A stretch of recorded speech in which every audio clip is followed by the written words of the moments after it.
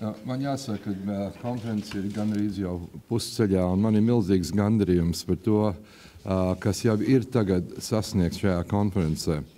Kā jūs zināt, viens no Latvijas prezidentūras mērķiem ir veicināt Eiropas Savienības lomu globālā mērogā ārpolitikā, un mēs esam gan programmā un ar prioritātēs uzsvēruši to, ka Eiropā ir svarīgi skatīties uz visiem virzieniem. Un mēs šeit esam runājuši gan par austrumu kaimiņu politiku, par dienvidu kaimiņu politiku, arī pieminēts rietumu un ziemeļu. Un es domāju, ka tas ir ļoti labi atspoguļots un līdzsvarots šajā konferencē. Mēs esam runājuši par drošības draudiem, kas nāk tīpaši no austrumiem, no Krievijas agresija Ukrainā, arī no terorisma un ekstrēmisma, kas nāk no dienvidiem. Un viens uzsvars, kas visur ir bijis, ir kaut gan liekas, ka šie draudi ir ārpus Eiropas robežu. Mēs redzam vien vairāk, ka tie arī apdraud Eiropas pilsoņus katrā valstī, un ka tā ir problēma visām Eiropas valstīm, pie kā visiem ir jāstrādā. Mēs esam runājuši par hibrīdu karu, par informācijas karu, un pēdējais ir, ka man gandarījums ir arī no tā, ka mums jau vakar sākās darbība, lai vienoties par secinājumiem. Latvijas prezidentūra sagatavoja pamatdokumentu, un vakar mēs bijām saņēmuši 42 priekšlikumus, un trojka, kas sastāv no Latvijas pārstāv, delegācijas vadītāja Luksemburgu un Itāliju, kopā ar Broka kungu no Eiropas parlamenta, sanācam kopā un stundu laikā paspējām vienoties gandrīz par visiem priekšlikumiem. Šodien no rīta tikamies ar delegācijas vadītājiem, un arī bija lielākoties bija piekrišana. Vēl ir daži detaļas, pie kām ir varbūt jāvienojās, bet es šeit problēmu neredzu. Un, manuprāt, tas liecina, kaut gan ir atšķirīgas pieejas, ir atšķirīgi uzskati, kā risināt šīs drošības problēmas Eiropai, kad ir vienots mērķis un kad 28 valsts un 28 valstu parlamentārieši tomēr ir spējīgi atrast kopīgu valodu un vienoties, lai kaut kādā veidā virzīt šīs lietas uz priekšu. Tā kā mums vēl stāv priekšā vairākas diskusijas un noslēgums rītā, bet es teikšu, ka sākums ir ļoti veiksmīgs, un es gribu pateikties arī manam kolēģam Brokungam par viņa aktīvo lomu un visiem delegācijas vadītājiem. Un beidzot, es gribu sirsnīgi pateikties mūsu prezidentūrai un arī Saeimas cilvēkiem, kas organizē šo konferenci, jo, manuprāt, tas ir gājis perfekti. Viss ir tik labi norganizēts, delegāti tikai nāk un jūsmo, ne tikai par organizāciju šeit, bet ir tīpaši vakar par vakariņām un melojām. Es domāju, ka mēs esam gan parādījuši Latvijas kultūras bagātību ar ziemeļblāzumu zāli, un arī mūsu spējām gan saturiski un organizatoriski vadīt šo Eiropas Savienības prezidentūru. Tā kā liels paldies jums un došu vārdu mūsu viesiem. Lūdzu, Broka kungs. Yes, Mr. Brock. Thank you very much. First of all, I would like to thank our host, Mr. Collins, especially. I think it's not just the hospitality, which is wonderful here, but also the perfect preparation of this, especially, as he said, told us that we're able under his chairmanship to come to an agreement. It shows that the 28 national parliaments and the European Parliament have very clear joint positions in decisive questions. I think the question of Eastern neighborhood, the support of Ukraine, the question that we are, if the Minsk agreement will not implement it, we will stick to the sanctions to Russia.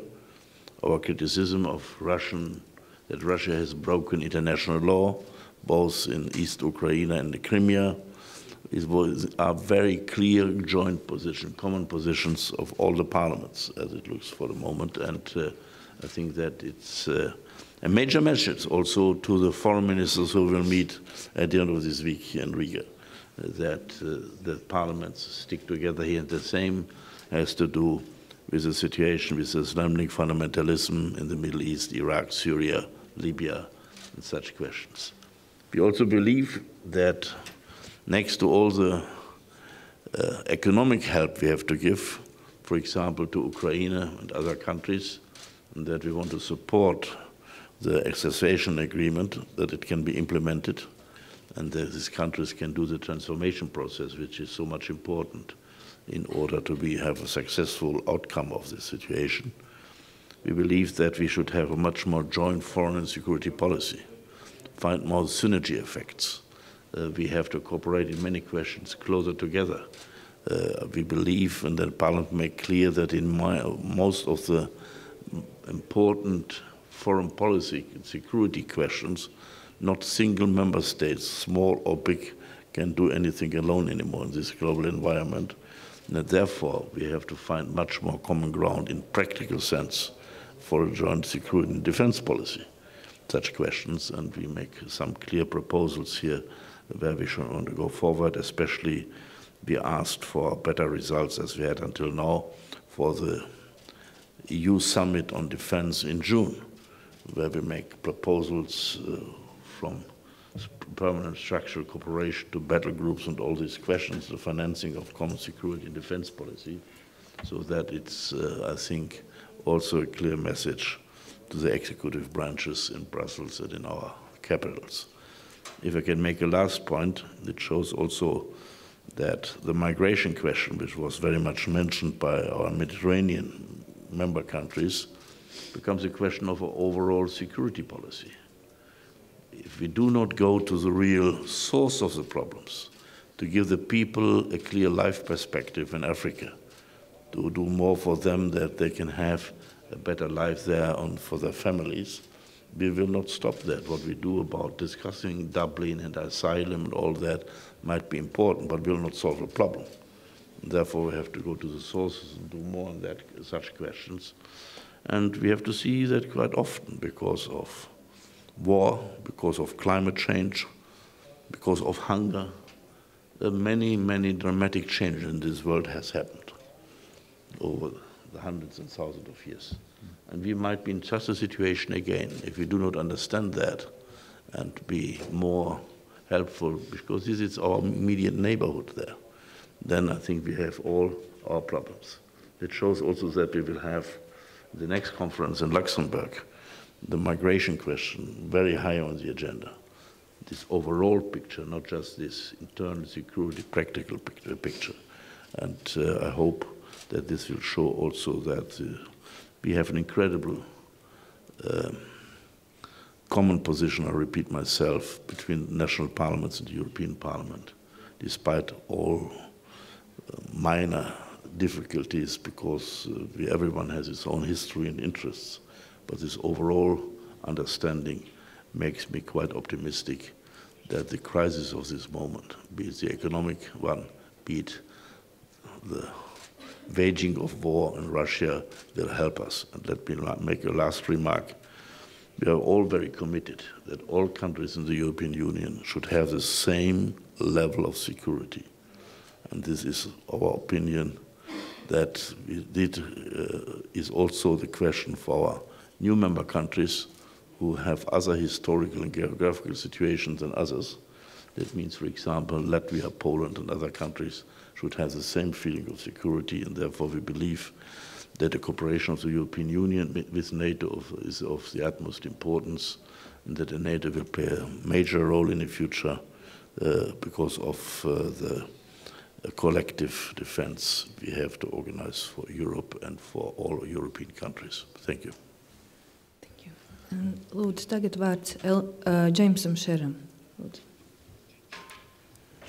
Thank you very much. As some of you are aware, Russia, and for that matter, Ukraine, have been at the center of my professional interests for 30 years.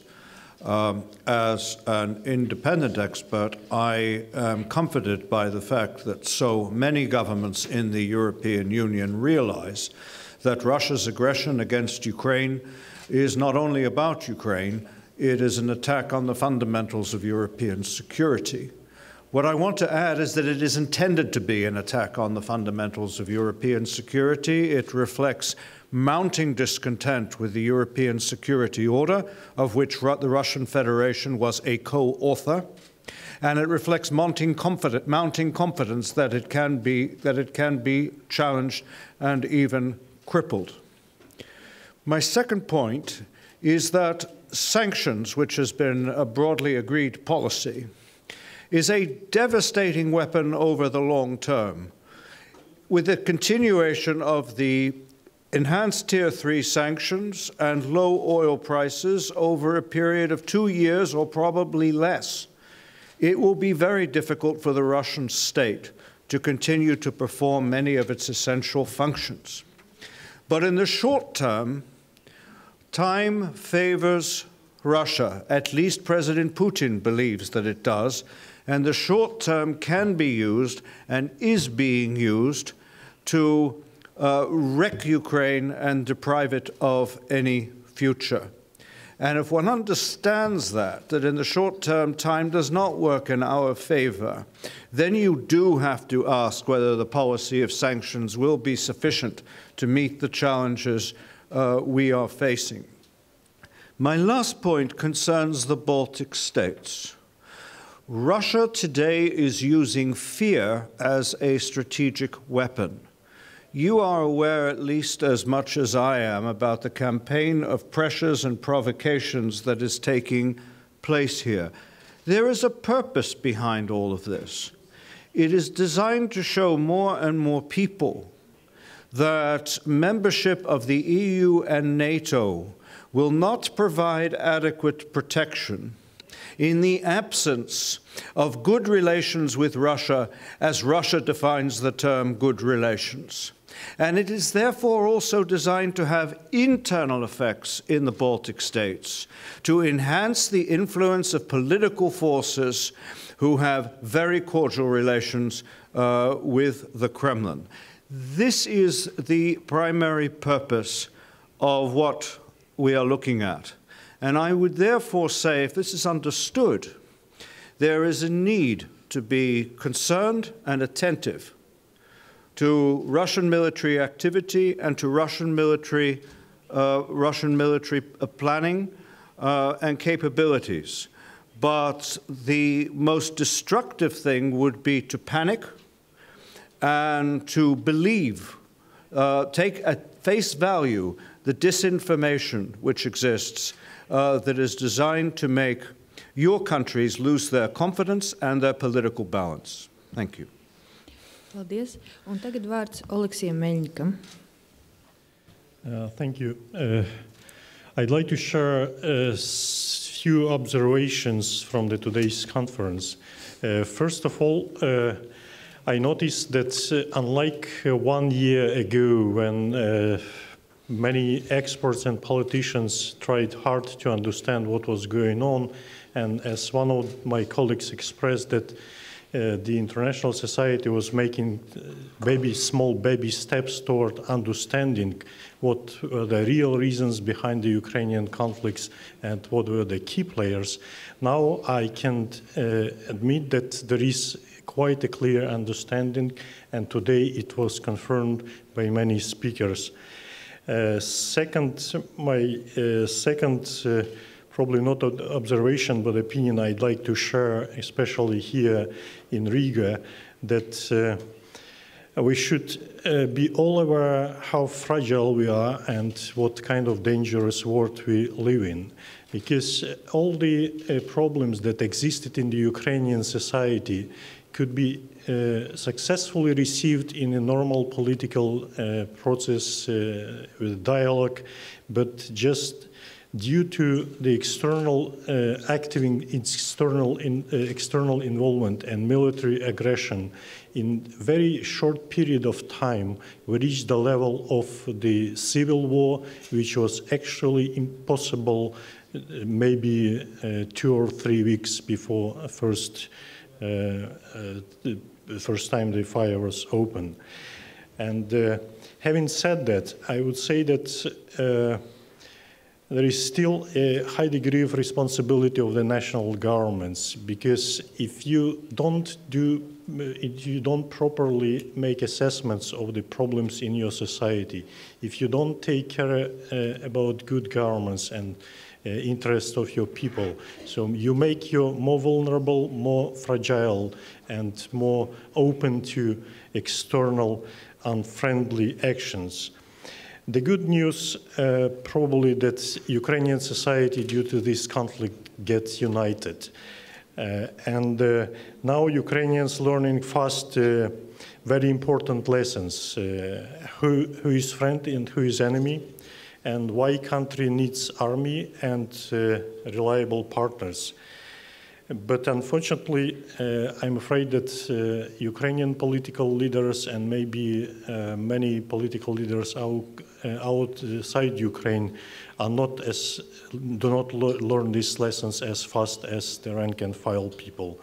But again, another good news that I think that due to this conflict, Europe also and the Euro-Atlantic community got more united than before, and today it was again stated very strongly many times. What we need, we already have understood it, but what we still need, and I'm afraid we are not even making baby step toward a sound strategy, and especially towards the steps to realization of this strategy in real, let's say, policies and with real supported with the real resources. Thank you.